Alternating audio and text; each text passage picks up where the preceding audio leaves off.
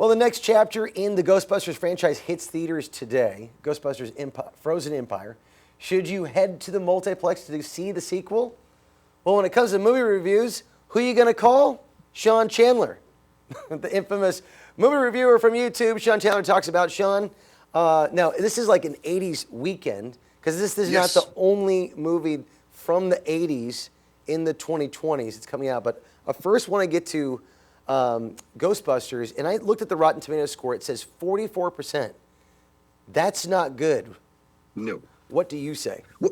Well, first off, I say 44% isn't good, but also if you stop and think about it, that's just it's an aggregator of positive and negative reviews. So that means almost half of critics recommend the film. If you put it that way, you go, okay, half people like it, half people don't like it, but it's not a good score.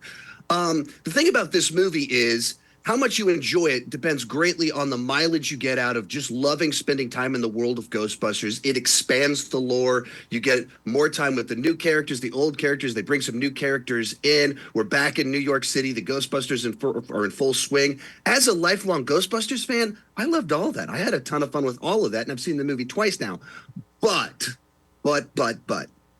it feels like they shot the first draft of the script. Oh. And so there's pacing issues, there's too many characters, there's too many subplots, and so there's a lot of pretty obvious faults. Well, let me ask you this. Okay. Let me ask you this. So in 2016, I believe that's when you did your first real review. It was. And that was the original Ghostbusters, the female Ghostbusters. Yes. Which one's better, this one or that one?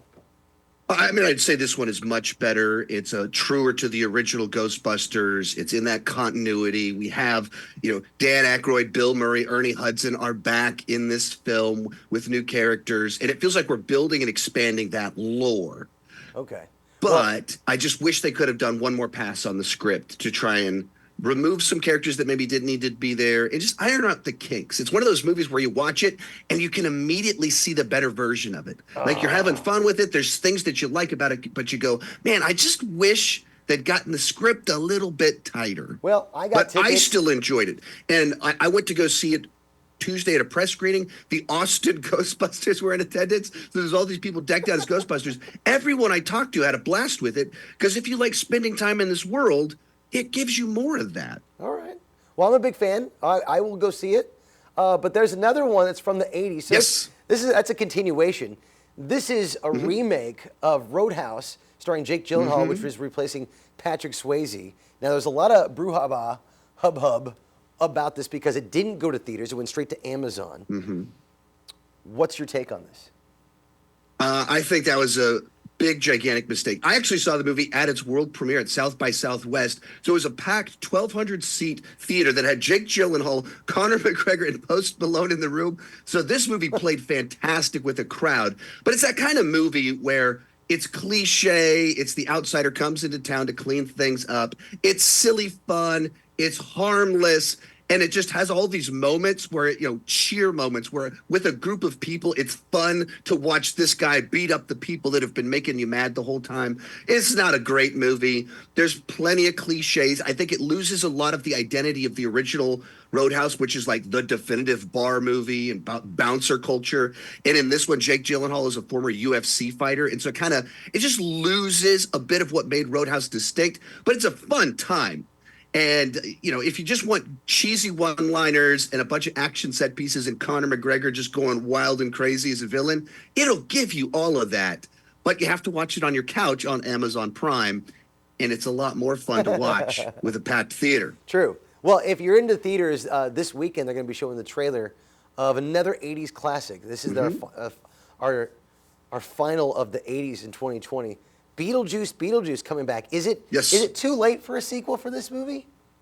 That is my fear. So Tim Burton, the director of the original film, is back. Michael Keaton, star of the original film, he's back. I believe Winona Ryder is back. But it's been 35 years. And comedy is so timely. And, Michael Keaton in his 30s versus Michael Keaton in his 70s, can he still pull off the zany energy? I hope so. But anytime they do these long-delayed sequels, I'm always really, really nervous. I mean, you can feel the energy and they got the vibe right in the trailer, but I don't know. I'm just, there have been so many of these long delayed sequels that are so disappointing, and I don't want my heart to be broken again. I agree with that completely. Well, you can check out Sean Chandler on YouTube. Sean Chandler talks about. Sean, I'll tell you though, maybe that's when Michael Keaton did Beetlejuice.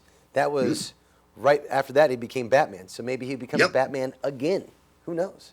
Again. Yeah. Again. Yeah. Maybe that's the stepping stone for another Michael Keaton return as Batman. Absolutely. Sean, thanks so much, man, and have a great weekend. You too.